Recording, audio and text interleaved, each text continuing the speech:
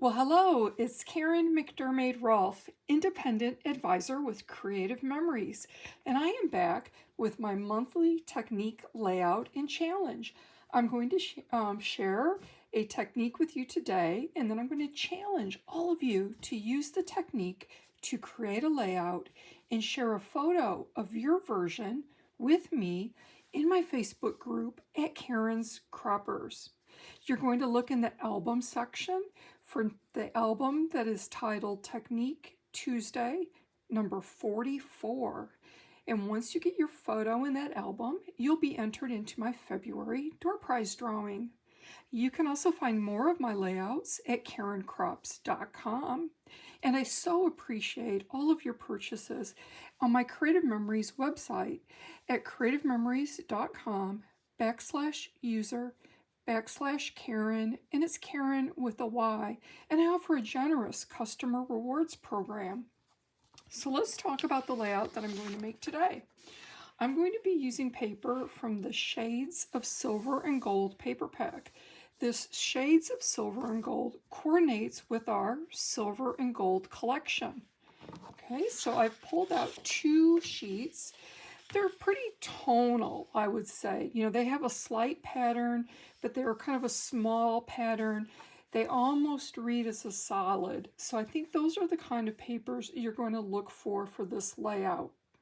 Also look for papers that have some contrast between the two, because that is really going to help to make your punched pieces pop when you have this nice contrast, okay? You're not going to, you could use cardstock as the base of your layout, but don't use cardstock for the punching. We're going to fold and punch this, and cardstock will be too thick to do this technique with. So I'm going to use this black piece here as my background. So I'm going to set that aside, and we're going to cut and we're going to punch the gold piece. We're going to start out with the Damask frame border punch. I just love this Damask border punch, and it's a frame punch.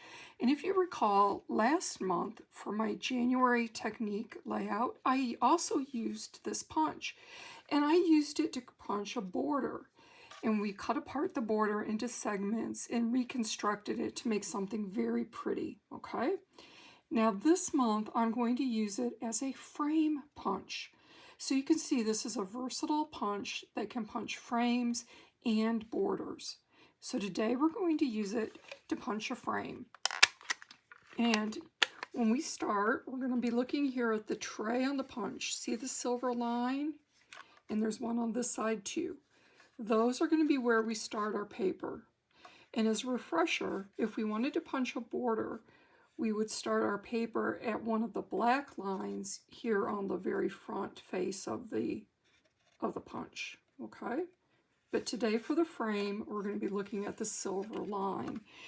And when you punch frames, you're going to want to punch paper that is in even increments, such as 12 by 12, 10 by 10, 6 by 6, 4 by 4. You can also punch rectangular pieces, again, as long as they are even numbers, like 12 by 10, 6 by 8, okay? So this is a 12 by 12 sheet, and we're going to punch that as a frame. So I'm going to line up the top edge of my paper right there with the silver line, and then I'm going to punch.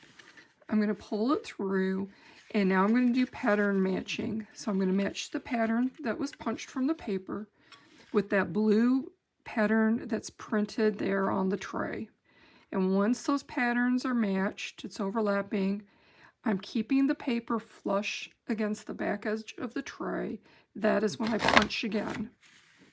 Pull through, match that pattern, make sure my paper is flush against the tray, and punch again. Okay, and I'm going to go almost to the bottom, not all the way through. You're going to want to stop. Like, whoops, I need to come down.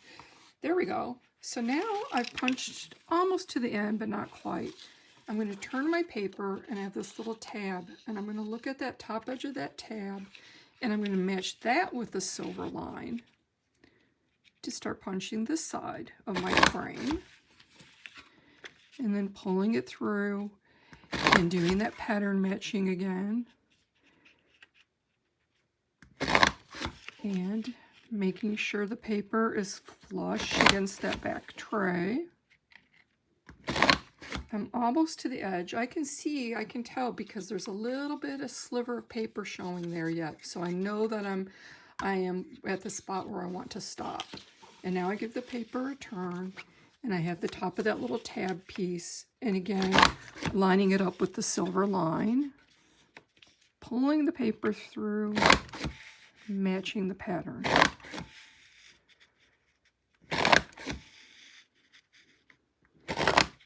And I see that little sliver, so I know it's time to stop. At this point, I know that I have quite a little pile of debris collecting under my punch. So I'm going to just take a second and push that aside and kind of shake out my punch too for any of the little debris. And now I'm going to turn it on its side, and I'm going to punch the final side.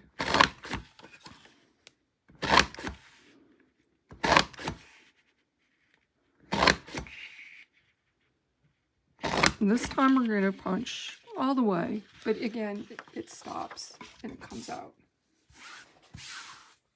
So what a beautiful piece this makes. You can see why this is one of my current favorite punches, I think. Now look when I put it on that black, what happens. Wowzer. That is so pretty. Now it's just beautiful just like this, and you could stop just like this. But my technique for this month is we're going to cut hollow frame out of this piece, and the inside edge we're going to punch it with a border maker cartridge. So we're doing double duty here. We use the frame punch for the outside, and now for the inside frame I'm going to use, again, one of my favorite tools I just go to. This is the Flourish Vine border maker cartridge. Flourish Vine. So this is an edge style cartridge. But before we do that, we need to trim and we need to create a hollow frame. So I'm going to take my 12-inch trimmer, and I want my frame to be 2.5 inches wide. So I'm going to put the edge here of the paper. I've got the top points of the punched pieces at 2.5. So there's 2.5 inches on the trimmer, and there's a vertical line that goes all the way down for that 2.5 inch line. So I can just visually check and make sure all the points are down. That way I know my paper's straight. Now since I want a 2.5 inch frame, I need to start cutting 2.5 inches down.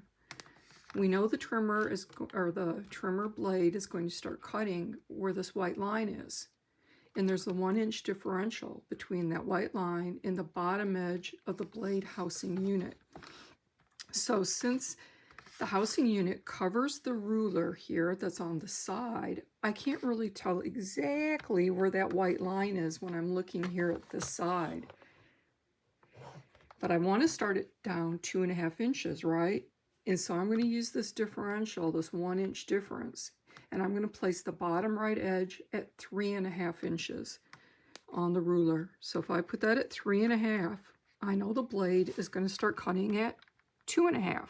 All right, so that bottom right edge is at 3.5. I'm going to press it, engage, and now I'm going to want to stop at 9.5 inches.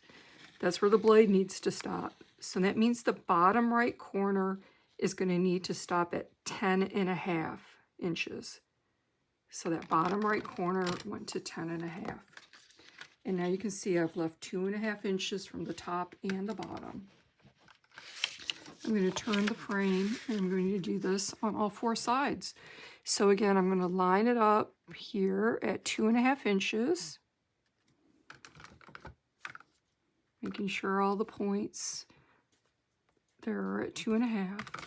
I'm going to come down so the bottom right corner is at 3.5 inches, press and cut, and I'm going to continue cutting till the bottom right corner is at 10.5 inches. I'm going to turn it and do that again.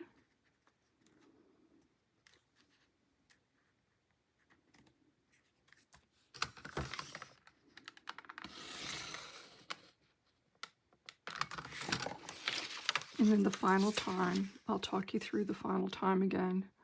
We're lining this up at 2.5 inches. I'm to know that this piece is straight. It's kind of hard because I don't have really a straight edge to butt up to the top. So I'm relying on these points to make sure they're at the 2.5 inch vertical line. I'm going to come down to that bottom right corner of the blade housing unit is at 3.5 inches. Press and cut. And I'm going to stop when that bottom right corner is at 10.5 inches.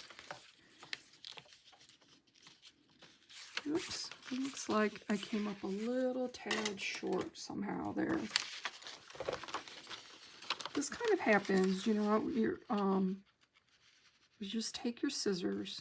That one needed a little snip. This one just needs the tiniest little snip. I could pull that apart, but since I have the scissors, I'm just going to cut it. At least it scored it. So what happened there at the end is that since it got scored but not cut, I must have let up on my pressure on the blade. As I was, you know, I started out pressing hard, and then as I moved down, I must have just slowly, gradually released the pressure. So by the time I got to the bottom, it didn't cut all the way through. I had did that. So that's just a little pointer. This is going to be extra paper to set aside. And now we have our hollow frame. Now how pretty is that? You could use it just like this, right? And create something really beautiful with that. But we're going to be punching this inside edge, so that has a decorative edge also. So what we're going to do is we're going to fold this piece in half diagonally. Now when we fold it, we want, it might help me to fold it on my table. There we go. We want to match up those patterns as exact as we can. Sometimes it's hard because it's off a little smidge.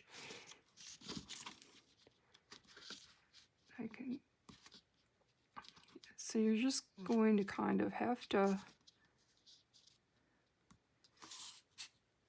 take a minute, get it as closely matched as you can.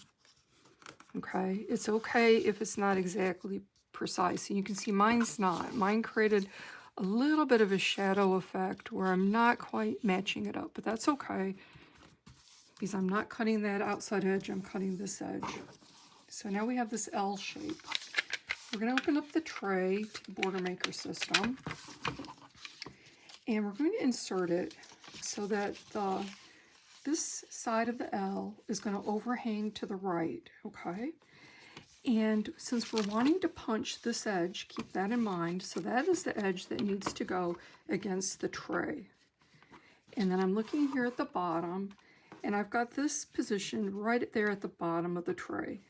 So this is at the bottom, and then the straight edge that we're going to punch is right there flush to the edge of the tray. And we're going to close the arm. Now we're lucky. This is just wide enough that the magnet is going to catch it, the arm. If not, you would need to put the little Post-it notes on there to extend your paper to hold it in place. But now we're going to just fold the tray under. We're going to insert the cartridge, and we're going to start punching. And we know we're going to line up the embossed notch here on the housing unit with the embossed notches on the tray, okay? And this is important. Now, we just want to punch it 4 times. So you saw how that kind of slid right in? That's the first punch. Slide it down. Second. There's the third. And here's the fourth. And we're going to stop. Okay. I'm going to open up the tray again. Look at how you can see this happening. Isn't that going to be beautiful? We want to flip it over. So we're going to flip it over and turn it. This way, again, the overhang of the L is to the right.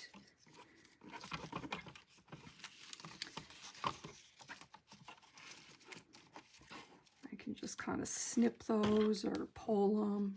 I think I'll just snip them off.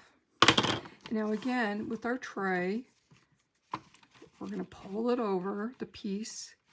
So this flat edge that we want to punch is going to be against the outside edge of the tray.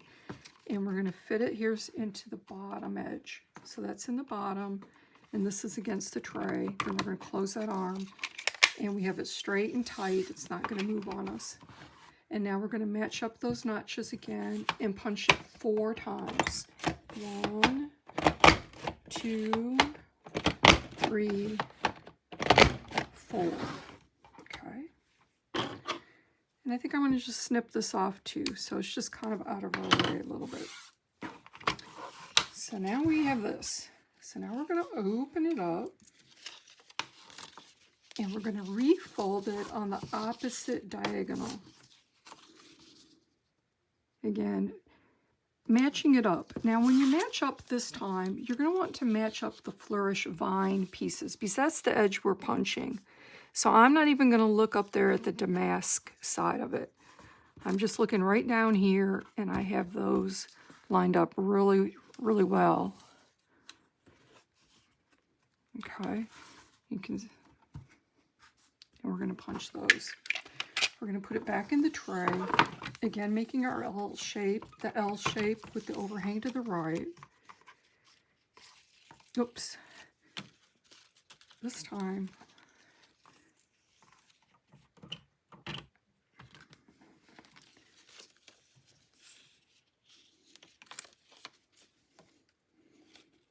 let me think.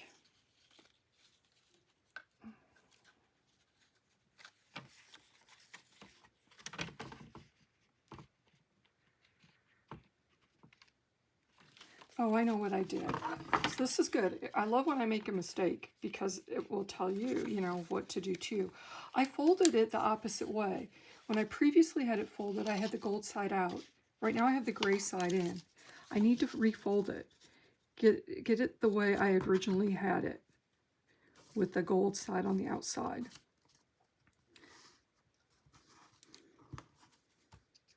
I had a momentary little panic there, thinking this doesn't seem right. I knew it wasn't right. I just had to think it out. Okay, now we're going to get it back in the tray. And let's see. So the piece we want to punch, we want up at the top this time. We're going to have the overhang. The overhang is still going to be to the right, but it's going to be at the top and not the bottom. And we've got the diagonal piece right down here, and that is going to go down there at the bottom of the tray, just like this. So that's at the bottom. The little side we need to punch is right there against the tray. And we're going to close the arm and get it. And that's not right either, you guys.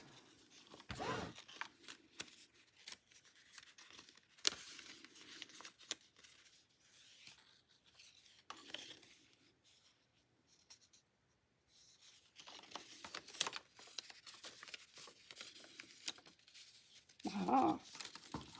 Aha. Again, you know, I am sorry about that, but, you know, this happens. Of course, I practiced this about 3 times before I started to record, and then look what happens. But again, it's a good teachable moment for all of you. There we go. That's how we need to fold it, like this. Okay, let me pull it down. So you're going to fold it so it looks like that. Let me just pause on that shape there so you can look at that really good and see how that fold is. So these are at opposite ends, the sides that you still need to punch. All right, let's try this one more time. Aha, we've got it. So we have the bottom there in the tray, and this little straight edge that we need to punch is flush there against the tray. We're going to close the arm and hold it in. Now we're going to be able to punch right there. Now we're going to punch the first 2 notches. So we're going to start at 1, and then come down and punch 2. Now it doesn't quite meet up. It's a little bit off, but this works really well with this Flourish vine because it is so flourishy, right? We can just take our scissors and trim that off, and you won't even notice, okay? Now we're going to do this other side. So we're going to flip the other side over. All right, we just punched it like this. We're going to flip it over. We have our overhang there on the bottom right. I have the bottom of the border or the frame at the bottom of the tray, closing the arm. And now we're going to, again, just punch the first two. 1, 2. And again, it gives this little piece where it didn't quite match up, okay? And I'm just going to take the micro tip scissors, another of my favorite Creative Memories tools, and just round that off. And you won't even be able to tell. There we go. Let me clear off my space so we can have the big reveal. Let me get my background paper again. And we're going to open this up. And voila, look at that. With those two pretty decorative edges. Isn't that gorgeous? So pretty.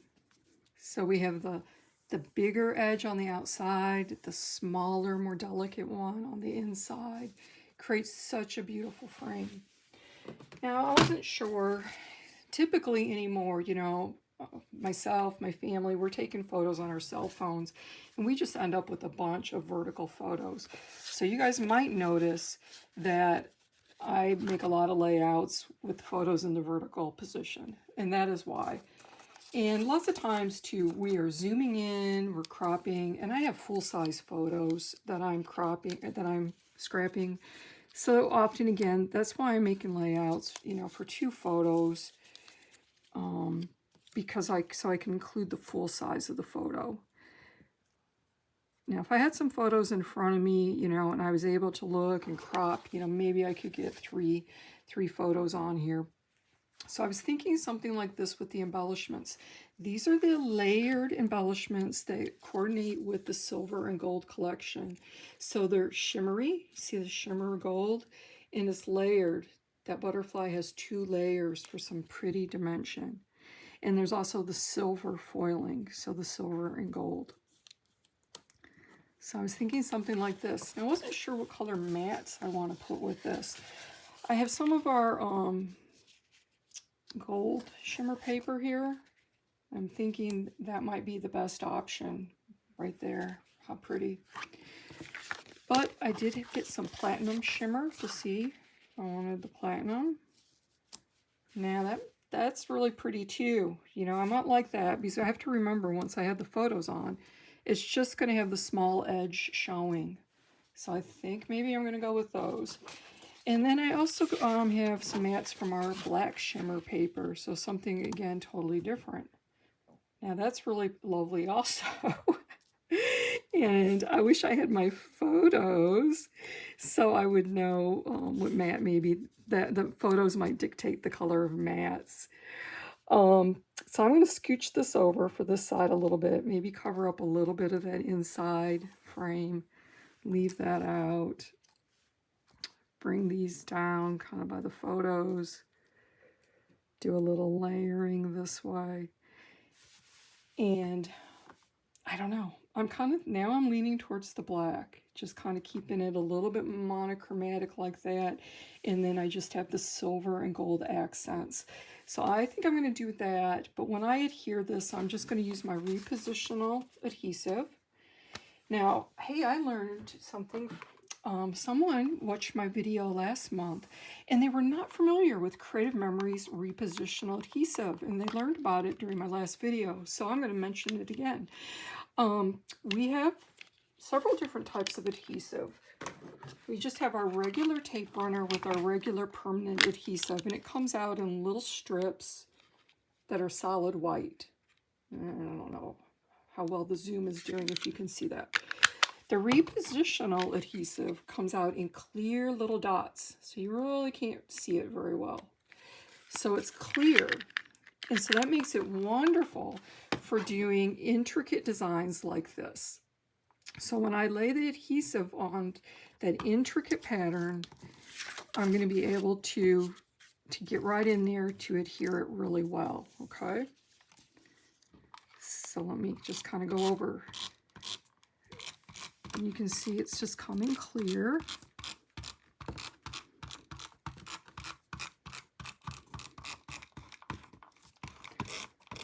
kind of going around just kind of the outside edges a little bit. I don't really need any adhesive right there in the center of that frame. You know, if the edges are down good. I like it to lay flat, so I do like, you know, to make sure I have my edges have some good amount of adhesive on them.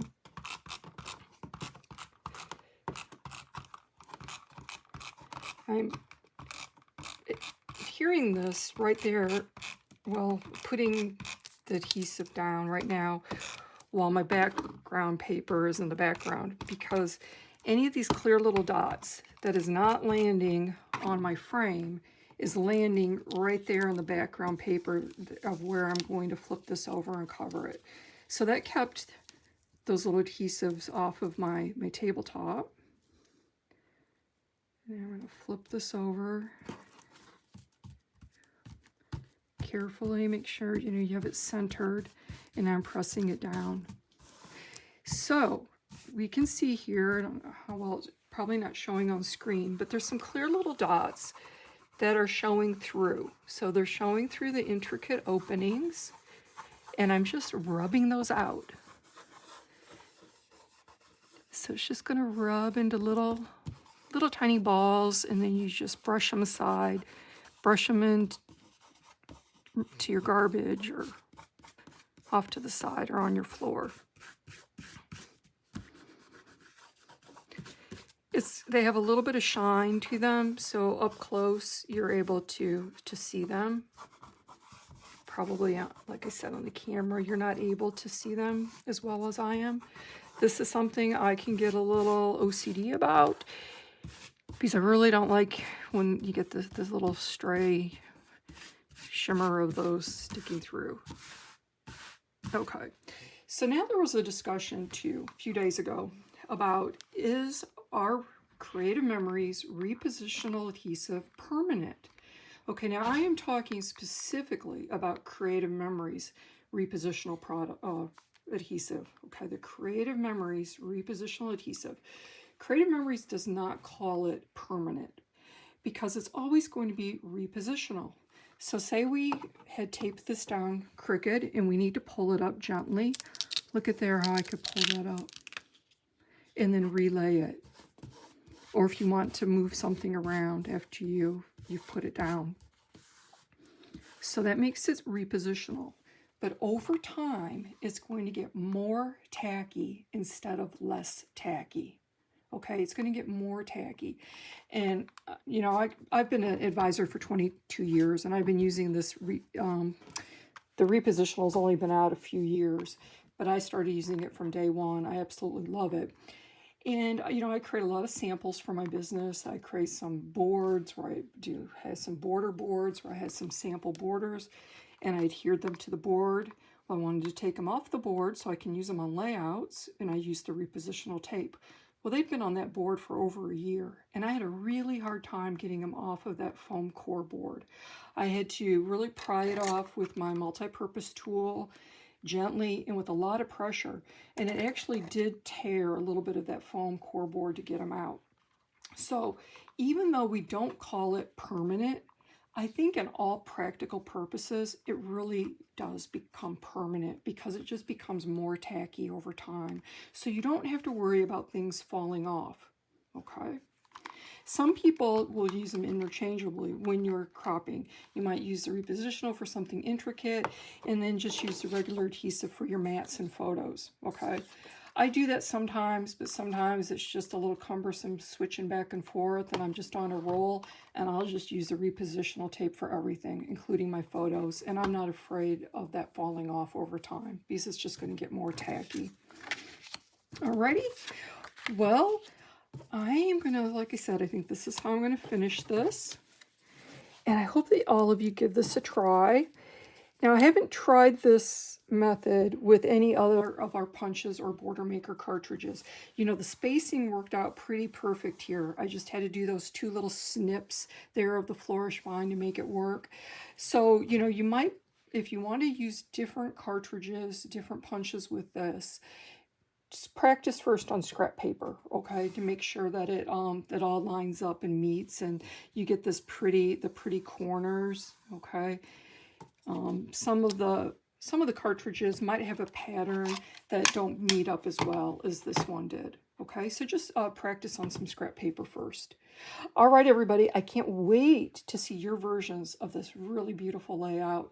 Share them with me on Facebook at Karen's Croppers. That's my private group. I'm glad to let you into the group.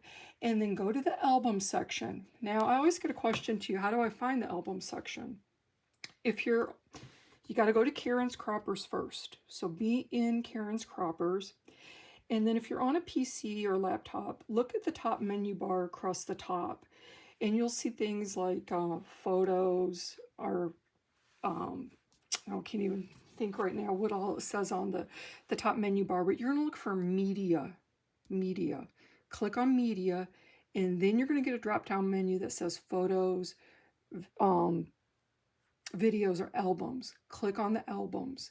That's going to take you to the album section, and those are kind of like folders, these albums. They're like an album, and each album contains one of my technique ideas, and there's 44 of them, you guys. So there's 44 different techniques there, plus I have some other layouts there from old crop clubs and different things that we've done. So it's a great wealth, a great reference library of some great scrapbooking ideas there. Now, if you're trying to access it on a cell phone, a month or 2, 3 ago, the Facebook changed, the cell phones changed, something changed. So again, if you're on the cell phone, go to Karen's Croppers, and then look in the upper left corner. There's 3 horizontal bars. Click on those 3 horizontal bars. You're going to get a drop-down menu. Click on albums. So that's how you access the albums on a cell phone. Alrighty, and when you share a photo of your version of this layout into my album, it's going to be Technique Tuesday number 44. You're going to be entered into my February door prize drawing. All right, everybody, I can't wait to see your versions. Thanks so much for watching. Bye-bye.